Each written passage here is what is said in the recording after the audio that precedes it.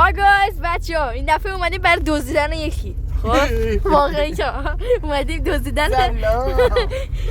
ببین چیز دانیال خودمون با داریم میریم دانیالمون رو بدزدیم، چون مادر پدرش نمیذارن ما ببریمش. خب خیلی هم خوشحالیم. مادر پدرش نمیدونن چون سرما خورده، ولی خودمون به قول خودمون میخوایم بدزدیمش، 200 ببریمش پردیس یا تهران.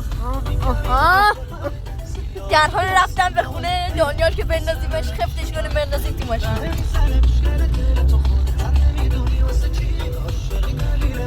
بریم بدزدیمش.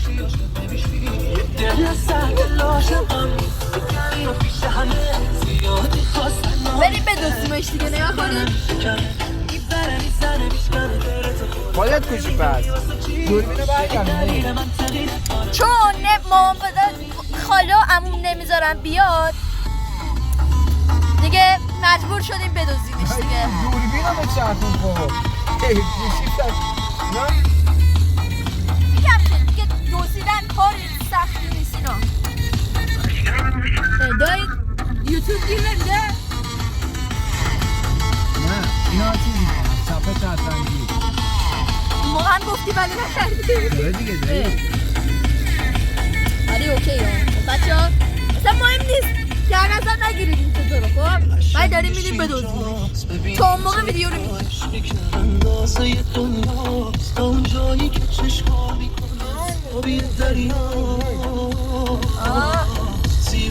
حالا یه ویدیو میخوایم بگیریم دانیال اومد میخوایم یه ویدیو بگیریم دانیال اومد پایین، بگیم دانیال زمانی که سرما خورده است، بعد آهنگ بذاریم ستایمون. آره حالا غیر بدیم تو ماشین. قراره بدزدیمش دیگه. بگه نه یه دفعه خودتون میدونید بقیه‌اش چی میشه دیگه. چشاشو میگیریم میندازیمش تو ماشین، یه گونی هم میندازیم. تموم. یه دفعه میبینید میگه سی جی بود مرحله اول. کجا هم من؟ یه ناکجا آباد. نه مثلا فکر کن اینجا دانیال جواب بده. دفعه این جواب بده مگه نه؟ بله. الان داریم میریم دنبالش، به دنبال رفتن به سوی دانیال داداشمون.